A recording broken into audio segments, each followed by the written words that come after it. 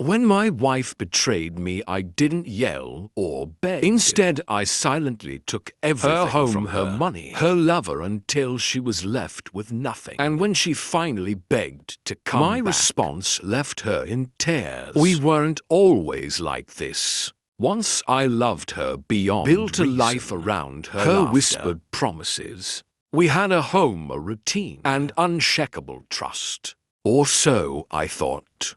Then came the night she came home late. The sudden distance in her touch. The stolen glances at her phone. The neighbors knew before I did. Poor man, they whispered.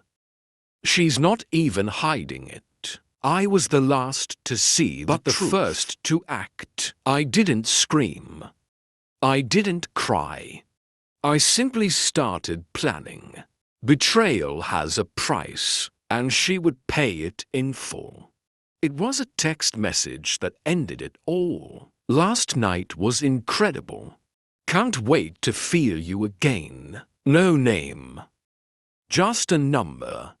1 of 3. I stood there staring at her unlocked phone, feeling nothing. No rage. No heartbreak. Just clarity. I scrolled through the messages, absorbing each betrayal in silence. Different men, same words. She had built an entire second within the ruins of our marriage. When she came home, she kissed me on the cheek like nothing had changed. But everything had. I set the phone down, met her eyes, and smiled. You must be tired, I said, voice steady. Long day. She nodded, oblivious.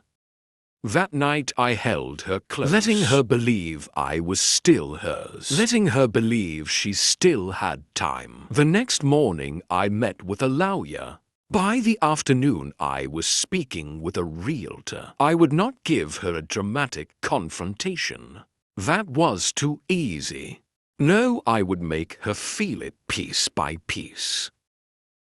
Until she was left with nothing but regret. The first step was financial. I liquidated our joint savings, moved everything into accounts she couldn't touch. The apartment, our home, went on the market overnight. I had the locks changed before she could notice. Then I started whispering to the right people. A friend at her office owed me a favor. I made sure her boss heard suspicions of unprofessional conduct. The kind of whispers that stick even without proof. She came home one frustration lining her face. My boss is acting weird. I think someone's spreading lies about me. I nodded, feigning concern.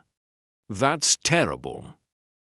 Inside, I watched her unravel. Then the messages stopped coming. One by one, the men disappeared. Calls unanswered. Texts left on read. She checked her phone obsessively, confusion turning to desperation. I had made sure of it.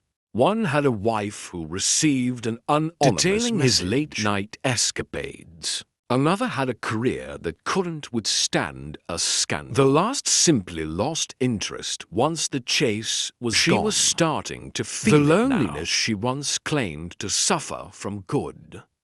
This was only the beginning. The apartment sold faster than expected. She came home to an eviction notice taped to the door. She stormed inside, eyes wide. What the hell is this? I sipped my coffee. We're moving.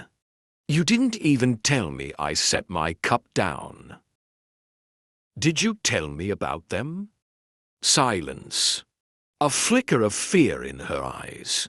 I leaned forward, my voice calm. I know, darling. About all of them. She opened her mouth and excused. A lie, something, but nothing came. You said you felt lonely, I continued. So I gave you what you wanted. Freedom. Her hands trembled. You don't have to do this. I smiled.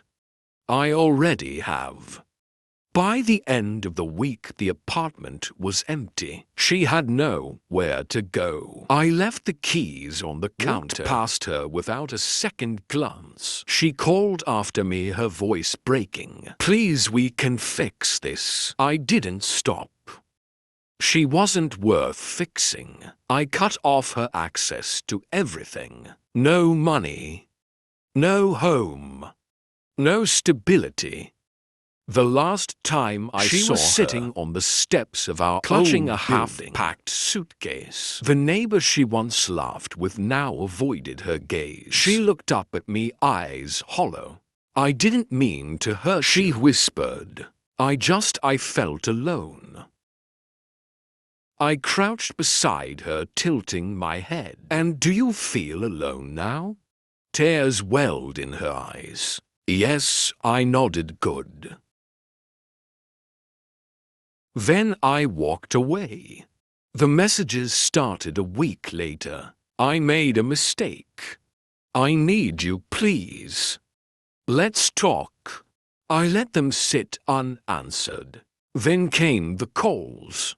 Voicemails laced with desperation. Apologies spilling between sobs. I played them back once, not out of weakness, but to remind myself why I did this. I had loved her once, but love is not a shield against betrayal. One final message arrived. A long rambling confession. She had lost her job. No one wanted to rent to her. She had burned every bridge. "I should have chosen you," she cried. "Please, I just wanna come home." I typed my response carefully. "You did choose, darling. And so did I." Then I blocked her number. Justice is not about anger. It is not about rage. It is about consequences. She had made her choices, and I had made mine. Now she had nothing. No lovers. No home. No safety net. Just the hollow space where we used to be. And I was free. Betrayal is a debt. Some pay in regret, others in ruin. She paid in full.